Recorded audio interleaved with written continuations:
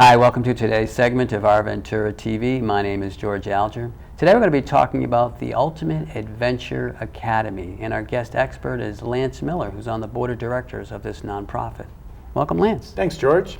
So what is the Ultimate Adventure Academy? The Ultimate Adventure Academy is a fully accredited school where we take kids out of their school environment or their home environment. We put them in an adventure environment like sailboats or on islands, out in basically sort of a wilderness setting, but we teach them to be self-reliant. We teach them to solve their own problems. We teach them to realize that they have the capability of producing and exchanging for themselves so that they are self-reliant and they can be leaders. They can basically live the life they want to live. Would you draw any kind of analogy with the Boy Scouts or Outward Bound or other such organizations? They're all addressing similar areas. Boy Scouts Outward Bound are not a fully accredited school where you can get a GED, from going through the program. Ours is. The other thing is one of the areas that we specialize in are in extremely troubled youth. And you look at what's going on with youth today, and I'm on a number of community boards, and we do scholarships for some of the most incredible high school students I've ever seen. It blows me away what these kids are able to do. We've got this sort of super highway with all the technology that we have today, the interactive aspects of learning that are in the schools today, where kids can super excel in the areas that they want to focus on. But also the sides of that highway are ditches that are really deep.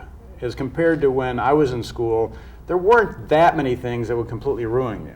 But when you look at what's going on today, there are kids that, let's face it, going through high school, growing up, is one of the more challenging periods in our life. And it's very easy to get introverted or try to get with a certain group of friends. But now you've got 50% of kids by the time they're 13 are looking at pornography. They're getting sucked into video games. And while there's benefits to video games, there's a lot of kids that are getting sucked into the video game, and that becomes the reality instead of the virtual reality.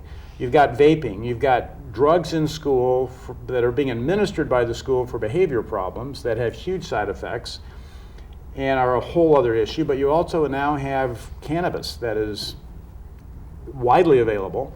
And there are numerous studies coming out right now, and one of the reasons I'm actually involved in this is I have two close friends of mine whose teenage and early 20s children went completely psychotic after smoking cannabis because the THC levels are so high now. And I mean completely psychotic. And there's a whole new diagnosis now called cannabis-induced psychosis.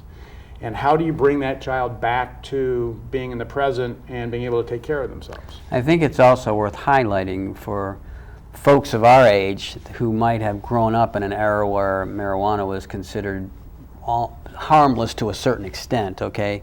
But just to underscore what you're saying, that the THC content is so much higher than it has been in the past, because I had never heard of this in the past where someone could actually go into some kind of psychosis because of marijuana. And it actually happens with teenagers, where their bodies are still developing.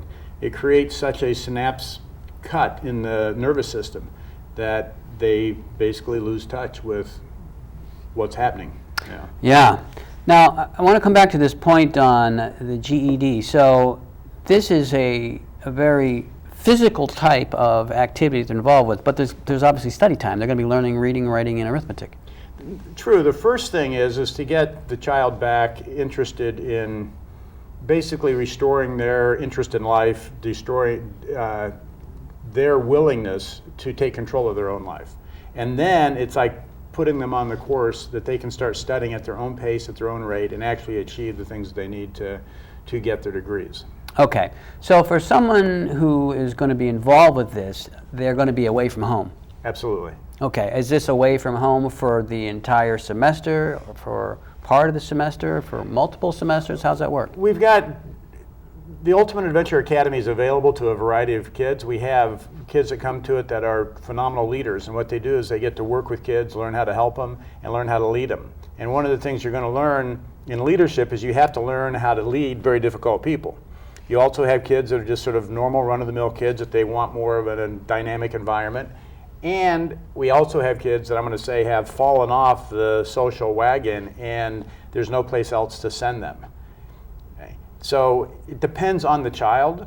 And let's take that third category, which is like my two friends whose kids had a cannabis-induced psychosis situation. We got them in, and the thing is, you want to keep them stably in an environment before you start bringing the social re-stimulators of their family, their friends. They're going back and forth from the environment that caused the problem. You want to get them stable. Once they're stable, they'll go back and forth. But the important thing is to get them stabilized in this new environment where they can decide for themselves what they're going to do, and they don't have that input that was causing the problem and the distraction to begin with. So then would you say with these three different categories of youth that they are three different types of programs? Yeah. Okay. Well, it's not only that, it's if we have 50 kids, there are 50 different programs depending on what each kid needs. Okay. And we're not running 600 kids through this. We typically have somewhere between 15 and 25 kids on one of our programs. And we've had programs that have, again, on sailboats, which is great. And we've had programs running in the Caribbean. We've had them running in the Mediterranean. We've got kids in Hawaii now, sailing between the Hawaiian Islands. We've been up and down the coast of California. So it's a very dynamic program, and we're looking to expand more boats and as the program grows and as more people get involved in it. I see. So this is more than just some kids spending an afternoon away from the house. They're actually gone. They're gone. Yeah. They're gone. I mean, and quite honestly, with a lot of the kids we get, it's the last rung of the ladder. The parents have given up. It's interesting when we talk to the parents, what happens is they're going along, and every parent has dreams and aspirations for their child. But what happens with the kids is that they'll start to immerse themselves in video games and they can't get them out of their bedroom. Or they'll start to not communicate with the parents, or they'll start to, the vape, or start vaping, or they'll start using some sort of drugs or smoking cannabis or something along that line, and the parents are trying to get back control of it, and the child is withdrawing more and more and more away from the parent. And the parents are actually throwing their hands up. They have no idea what to do. And some of these cases I've worked with literally thousands of people across my life, and some of these cases that I've seen, I wouldn't know what to do.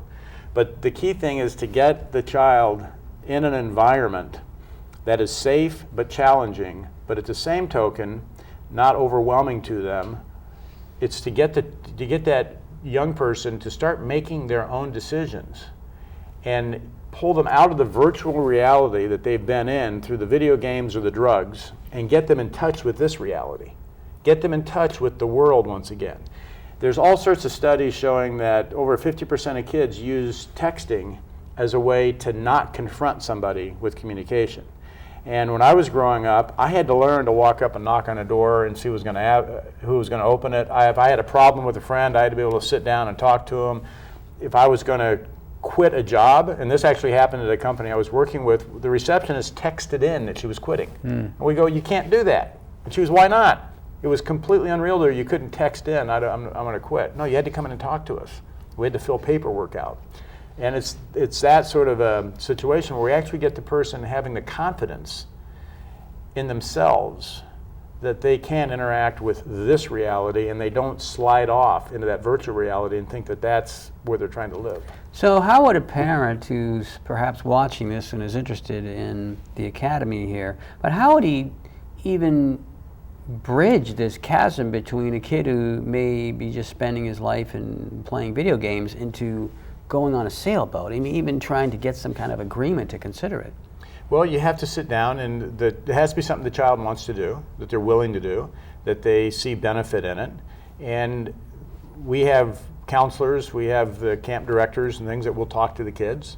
And quite honestly, going on a tropical island and snorkeling and jumping off of sailboats isn't necessarily a real hard sell to everybody, okay? But there are certain requirements too, is we have to have them off certain drugs when they come in. There's different requirements that we have to have. But really it gets down to and this is the key on so much of it, is actually getting into communication. And what happens with a lot of parents and children is that they are so out of communication that there's so much that hasn't been said. And a lot of times the parents are trying to overwhelm and enforce something on the child, and the child's resisting that, and they don't want to hear about it. They want to have their own say about what they want to do, but yet they're not being responsible with their own say and what they want to do. So it just turns into this debacle that seems to have no solution to it. So what we start doing is putting a goal out there about this is something that would be beneficial, would be fun for you to do. You can go to this other school, and you can basically get your feet back on the ground. And again, most kids will acknowledge that they need to improve. They know what's going on, but the things they're challenged with, it's so much easier to slide into that virtual world than it is to face the real world in front of them. Yeah. Now we're starting to run out of time here, and I want to address the cost of this. I mean, I understand it's a nonprofit, but these are expensive opportunities for kids to benefit from. How do you, I mean, it seems like these costs are considerable. Well, it is like a private school to go to, but it's also going to depend on the child and exactly what's going on with the child. It's a very customized program. It's not a cookie cutter program. And like I said, we don't have 40 kids in a bunkhouse and everybody gets up and runs 2 miles every morning. That is not the case. It's very personalized attention, and it's allowing this person to find themselves. Because what's happened throughout their life, they've been either having their parents, their teachers, their friends, or social media, virtual reality, telling them what they're supposed to be, and they're in this confused state of what they're trying to do. You got to let the person find themselves, and that takes as long as it takes. And I don't want to get into specific dollars and cents on that. That can be discussed on on an introductory call once we have an understanding for what's actually taking place. But it is a private school. And it is, I said, a lot of the kids that come to us, well, we have all different types of kids. A lot of the kids that come to us, it's sort of a last-ditch effort to try to get them back on the road, because the cost of having them in that ditch for years and years and years, not supporting themselves, not producing, not being productive, not being able to take care of themselves, is a lot higher than sending them to a school for some months and get their feet back on the ground. So that's a good segue into what's the website, where viewers can go to get more information, and do you have a summating message for the viewers? Well, it's simply this. The website is Ultimate Adventure Academy, okay? And you can contact us through that, Ultimate Adventure Academy. And the summation message is this: no matter how bad your teenager may seem, there is hope. There is a way to get that child back and get that. I'll tell you, every one of these people, every one of these stories I've heard, it started and it just started to snowball. And it is possible to get that person back and have them be a self-reliant, producing individual that's able to take care of themselves with a smile on their face, and be back in the game of life. Lance, thank you very much. This is George Alger signing off for this segment of Our Ventura TV. Until we meet again.